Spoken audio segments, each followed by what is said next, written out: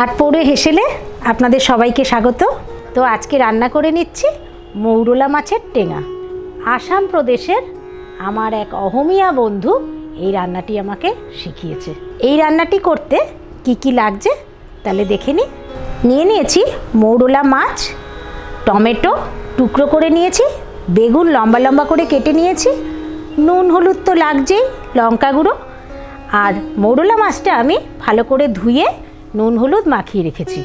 রান্নাটি হবে সর্ষের তেলে, তাই সর্ষের তেল নিয়ে নিয়েছি, চিনি, লেবুর রস, মেথি দানা আর চেরা কাঁচা লঙ্কা।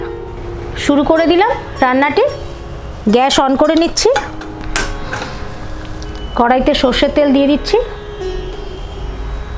তেলটা একটু বেশি দিলাম কেন, বেগুন ভাজা হবে, মৌরলা মাছটা ভাজা হবে। মাছটা গরম তেলে ছেড়ে দিচ্ছি।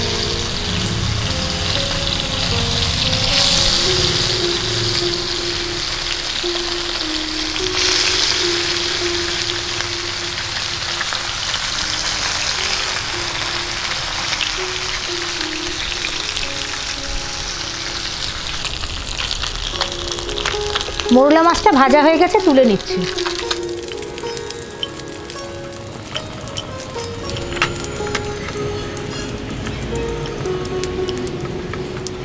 এই তেলেই আমি বেগুন দিয়ে দিচ্ছি।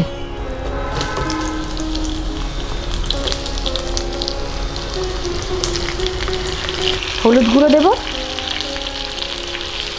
নুন দেব,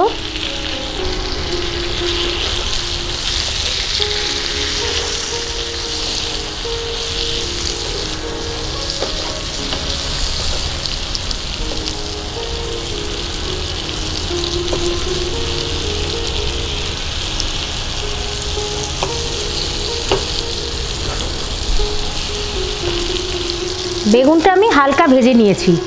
বেগুনটা একসঙ্গেই দেওয়া যেত, কিন্তু এরপরে মশলা কষাতে কষাতে বেগুনটা ভেঙে যাবে, দেখতেও খারাপ লাগবে আর খেতেও খুব একটা ভালো লাগে না, তাই আমি বেগুনটা ভেজে তুলে নিচ্ছি।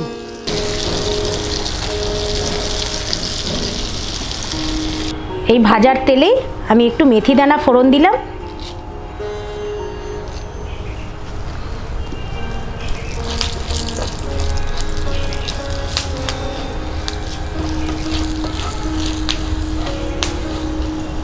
টমেটোর টুকরোগুলো দিয়ে দেব,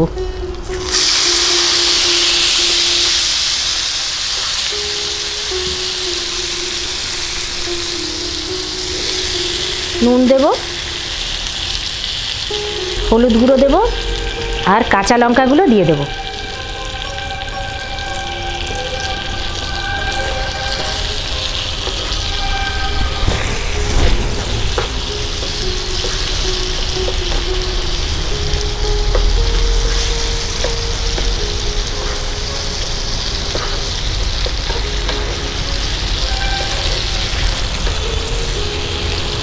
লঙ্কা গুঁড়ো দেব, লঙ্কা গুঁড়োটাও অপশনাল, আপনারা দিতেও পারেন নাও দিতে পারেন।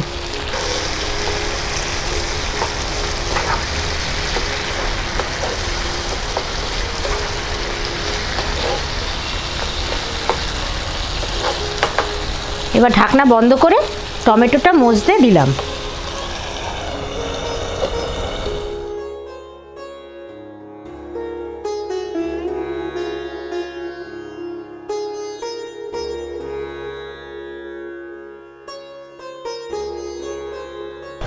ঢাকনা খুলে দিলাম। এবার জল দিয়ে দেব।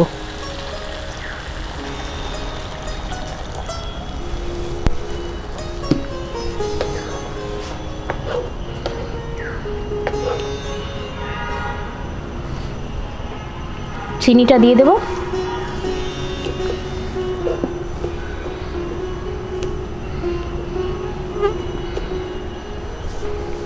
টক টক রান্না তো একটু চিনি লাগে। ভাজা বেগুনটা আর মৌরলা মাছ ভাজাটা দিয়ে দেব।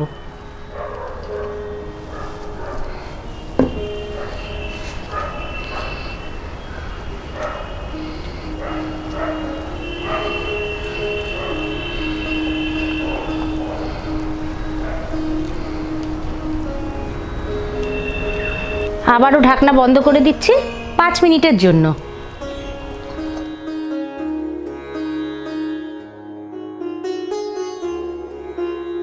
পাঁচ মিনিট পরে ঢাকনা খুলে দিচ্ছি। মৌরলা মাছের অনেক গুণ, হজম ক্ষমতা বাড়ায়, পেটের রোগে মৌরলা মাছ খুব ভালো। চোখের সমস্যা যাদের, তারা মৌরলা মাছ খেতে পারেন। এছাড়া স্বাদে তো অপূর্ব। রান্নাটি হয়েই এসছে। লেবুর রস দিয়ে নাড়াচাড়া করে নামিয়ে নেব।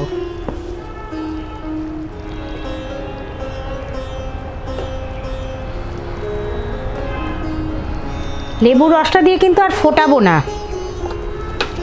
এবার পরিবেশন করে দেব মৌরলা মাছের টেঙ্গা। অবশ্যই এই রান্নাটি বাড়িতে করবেন আর জানাবেন কেমন হয়েছে খেতে। আর ভালো লাগলে লাইক করবেন আর শেয়ার করবেন, যাতে সবাই আমারটা দেখতে পারে। আর যারা এখনও সাবস্ক্রাইব করেননি, অবশ্যই আমার চ্যানেলটিকে এগিয়ে নিয়ে যাওয়ার জন্য সাবস্ক্রাইব করবেন।